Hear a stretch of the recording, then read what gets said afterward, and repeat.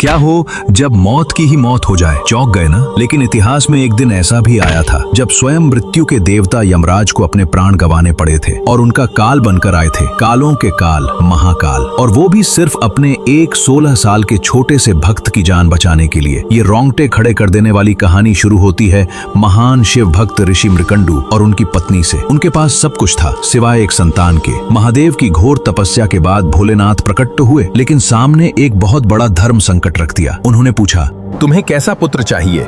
100 साल जीने वाला एक मूर्ख बेटा या सिर्फ 16 साल की उम्र वाला एक परम ज्ञानी बेटा?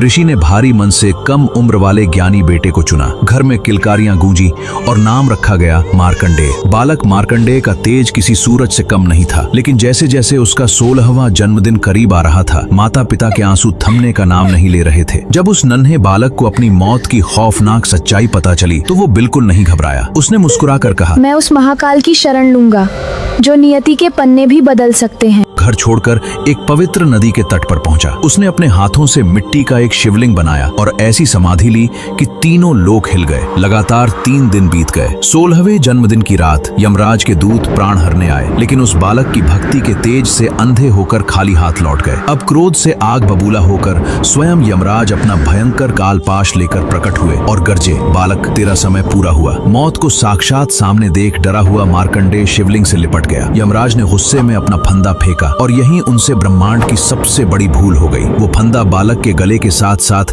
सीधे शिवलिंग पर जा कसा। उन्होंने अनजाने में स्वयं महादेव को बांधने की जुर्रत कर दी थी। तभी शिवलिंग फटा और प्रचंड क्रोध में महाकाल प्रकट हुए। मूर्ख, मेरे भक्त पर वार करने का दुस्साहस कैसे किया? महादेव ने यमराज की छाती पर एक जोरदार लात मारी और उनके प्राण वहीं निकल गए। उस एक पल के लिए पूरे ब्रह्मांड से मौत का अस्तित्व ही मिट गया। अंत में शिवजी ने अपने प्रिय मार्कंडेय को अमरता का वरदान दिया। बाद में सृष्टि का चक्र और संतुलन बनाए रखने के लिए यमराज को दोबारा जीवित तो किया गया, लेकिन इस सख्त हिदायत के साथ कि आज के बाद मेरे भक्तों से हमेशा दूर रहना। अगर आप भी मानते हैं कि महादेव की भक्ति में मृत्यु को भी हराने की ताकत है तो बिना कंजूसी किए कमेंट में हर हर महादेव जरूर लिखें।